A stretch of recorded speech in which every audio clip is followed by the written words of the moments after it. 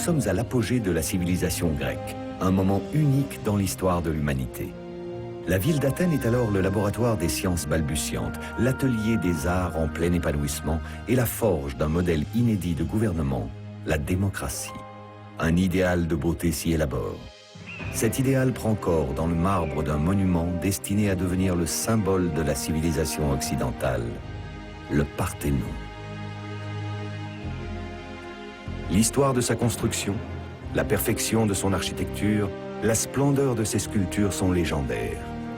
André Malraux l'a décrit comme le seul lieu au monde hanté à la fois par l'esprit et le courage. Mais les outrages du temps, les ravages des invasions, menacent après 2500 ans d'avoir définitivement raison du Parthénon. Une mission de sauvetage a été mise en place il y a 30 ans pour réparer et réassembler des milliers de blocs de marbre. Elle a déjà dépensé plus de 60 millions d'euros pour le restaurer.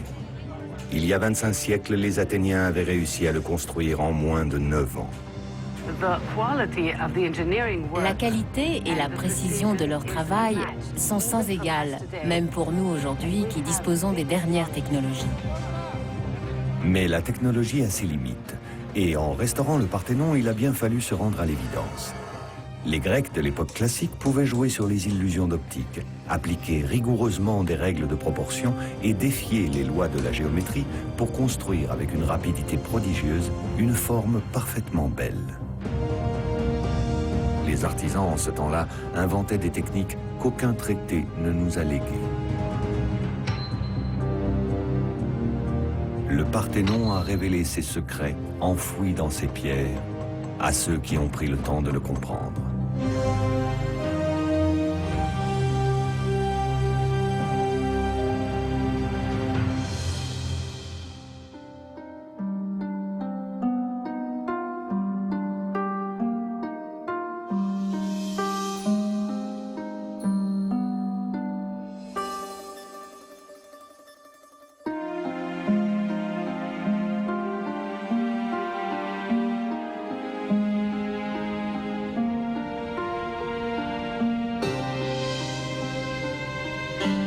Au sommet de l'acropole, antique citadelle sacrée, le Parthénon domine de toute sa splendeur les toits de la moderne Athènes. Même sous sa forme actuelle, une ruine de marbre à la beauté austère, le Parthénon conserve cette présence qui n'a cessé d'inspirer artistes, philosophes et poètes. Ces colonnes aux lignes harmonieuses sont le symbole même de l'art classique. Sa hauteur et sa largeur définissent les proportions parfaites.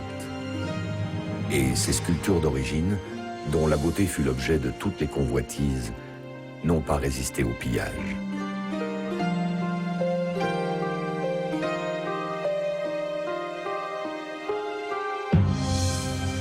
Le Parthénon est sans conteste le monument le plus copié au monde. De l'Assemblée nationale de Paris à la Cour suprême des États-Unis, tous veulent prendre part, même modestement, à sa gloire. Il est devenu le modèle de l'affirmation de la force créatrice, de la puissance politique et économique, de la volonté de s'inscrire dans l'éternité.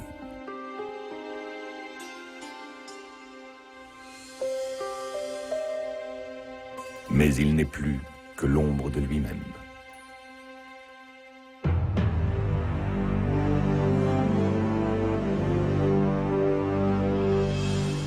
Construit au 5e siècle avant Jésus-Christ, le Parthénon est érigé sur les ruines d'un ancien temple, le pré-Parthénon, qui fut détruit 30 ans plus tôt lors de l'incendie et pillage d'Athènes par Xerxès, empereur de Perse, pendant la Deuxième Guerre médique. Les Athéniens s'étant alliés aux autres cités-États de la Grèce, réussirent au lendemain des victoires héroïques de Marathon et Salamine à chasser les envahisseurs perses du pays. Athènes, qui a été occupée, menacée gravement, devient la grande puissance de la Grèce. Elle est alors à la tête d'un empire. Forte de sa victoire sur les Perses, Athènes prend la tête de la Ligue de Délos, une confédération de quelques 200 cités vassales du bassin égéen qui lui versent un lourd tribut pour leur protection. Cette richesse fait entrer Athènes dans un âge d'or, connu comme le siècle de Périclès. Une période exceptionnelle qui ne durera en fait que 34 ans, mais dont le rayonnement s'étend jusqu'à nous. Elle voit l'instauration d'une nouvelle forme de gouvernement. Du grec ancien démos, peuple, et kratos, puissance, la démocratie ou pouvoir du peuple. Donner le pouvoir de décision à tous. Quand on dit à tous en Grèce, ça veut dire à tous les citoyens. Ça exclut les femmes, les esclaves, les métèques. Mais ils ne voyaient pas cette exclusion, ils voyaient la merveille que toutes les classes sociales, ensemble, avec les mêmes droits, tout le monde à l'Assemblée peut, à partir de l'âge de 18 ans, peut parler, pas seulement voter, mais parler, intervenir. Au 5e siècle avant Jésus-Christ, cette assemblée se compose de 30 000 à 40 000 citoyens athéniens mâles qui se réunissent, débattent et votent sur l'agora, cette vaste esplanade au pied de l'acropole, centre de la vie sociale d'Athènes. Lorsque Périclès, chef du Parti démocratique, est porté au pouvoir avec le titre de stratège, il propose d'emblée un ambitieux projet de reconstruction d'Athènes. Il le soumet au débat démocratique, c'est-à-dire public.